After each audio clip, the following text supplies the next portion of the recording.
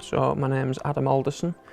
I'm 37 years old and I am from the Yorkshire Dales, working in tree surgery and forestry most of my working life until I got poorly 4 years ago while living in Australia. My first visit to the doctor in Australia, he sent me for a scan straight away and they picked up on some abnormalities, and then in the new year of 2013 I was diagnosed with a rare form of cancer called PSEUDOMYXOMA PERITONEI. The doctor that did that operation was an English guy, and he recognised the disease and explained that it was really rare and it was also really widespread, so it was very, very serious.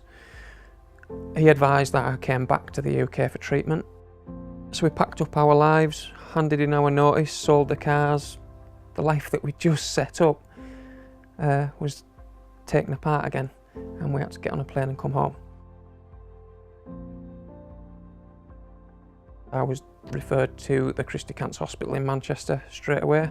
I travelled down there to meet the consultant, and following scans he said, we'll give it a go to try and remove the disease. It's called cytoreductive surgery.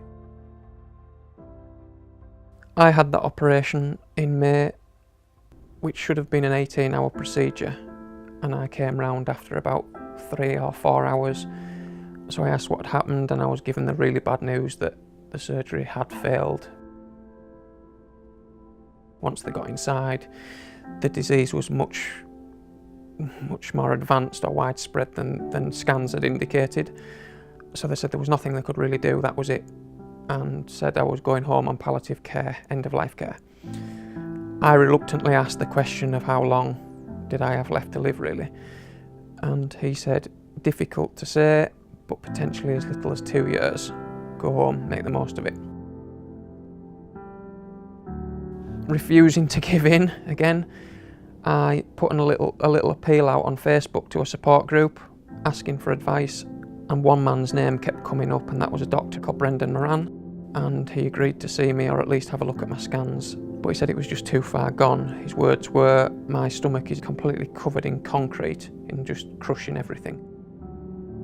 Just before we were going to leave, he asked me if I'd heard of Steve Prescott and what had happened with him, and he explained that Steve had had a multi-organ transplant, removing all of his abdominal organs plus the tumour. Steve's surgery was a complete success, 100%. They got the disease and he was doing really well. But sadly he ended up with graft versus host disease, and 3 weeks later he lost his life. However, Brendan thought that I was actually perfect for this operation. I was young, fit, other than the disease I was strong. But most importantly, I was stubborn as hell and determined, and I would take on anything to just beat this bloody disease. They then sent me home, and had a few tests done while I was there to make sure I was strong enough. But they sent me home to said, get as fit as you possibly can, because you're going to need everything you've got to get through this operation. It's one of the biggest ones we do. And I came home and I was actually up on the moors running with my bag of TPN in a rucksack on my back, throwing up, just desperately trying to get fit and get strong enough, because I wanted that operation more than anything. They then rang a few days later and said they were happy, and they said it wouldn't be long, so get a bag ready to get down here. And stupidly we didn't, because we thought it could be weeks or not even months, you know. And then at 2 AM the following morning, we got a phone call and said we have a potential donor. Only potential, don't get excited, but come down and we'll see what happens. And I was told that the organs were a complete match. They were good, and my bloods were good. It was as good as it gets. So we just couldn't believe it, and I went to theatre. Laura and I said our goodbyes, which was probably, if not the hardest thing I've ever done in my entire life, was to watch her walk out of that room and know that there was a bloody good chance we wouldn't see each other again. The transplant team removed my stomach, small bowel, large bowel, pancreas, spleen, gallbladder, appendix, abdominal wall, and most of my liver. And then the transplant team transplanted me with new organs. The next thing I remember was coming round and my partner Laura leaning over me, telling me that I was doing well, it had been a success, they'd managed to get all the disease, my organs were functioning, and I was okay. And I just remember being in tears, and I was still ventilated at this point and I couldn't talk. And I was shaking my head trying to say, I don't believe you, and getting upset. You know, it's been a hard slog, a really hard slog. I think the word will just have to be lucky, how lucky I was. People don't always get organs, and people die every day waiting for organs. I was just lucky that I got them, and I got them in time. But yes, no, life is different now. It's not all about the materialistic things of fancy holidays and a flash life. It's about being happy and enjoying life together with the people that I love and my friends, and just being happy with what you've got. And go out there, get out of bed every morning and go and see the world and enjoy it. The next challenge in my life is the Mongol Rally. I came up with the idea whilst in hospital. I think I was still on pretty much a fair amount of morphine because I must not have been thinking straight.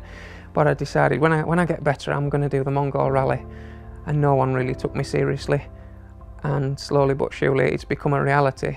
So we are doing the Mongol Rally in July this year.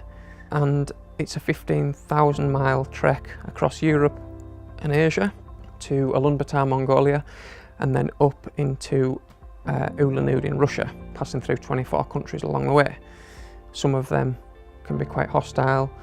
There's a lot of difficult terrain with deserts, river crossings, dirt tracks. The hospital and my consultant are really supportive of this, and they think that it's a fantastic idea actually, because they've given me my life back. Go and live it. You know, what's the point in wrapping me in bubble wrap and sitting me at home? That's no life. So they're going to work with me on training me up to put a cannula in my arm, for example, and we'll carry all the antibiotics and liquids. If I did get poorly, worst case scenario, we can look after me. We're also having a lot of hostile environment training, and that'll teach us how to deal with a hostage situation or a gunpoint. The reason to do this is not only to have a wicked experience, the main reason is to raise some funds for the two charities that are really, really close to my heart. Obviously the Steve Prescott Foundation. Without Steve I wouldn't be here, so let's give something back. But the other one is Macmillan Cancer Support. My Macmillan nurse, a lady called Chris Ward, cared for me like you wouldn't believe from day one, and she was just incredible, and I could not have done it without her either. And I really want to give something back to them guys. So that's the reason behind all this. And we will leave Leyburn on the 15th of July this year for the 6 to 8 week adventure. And that's where we're at.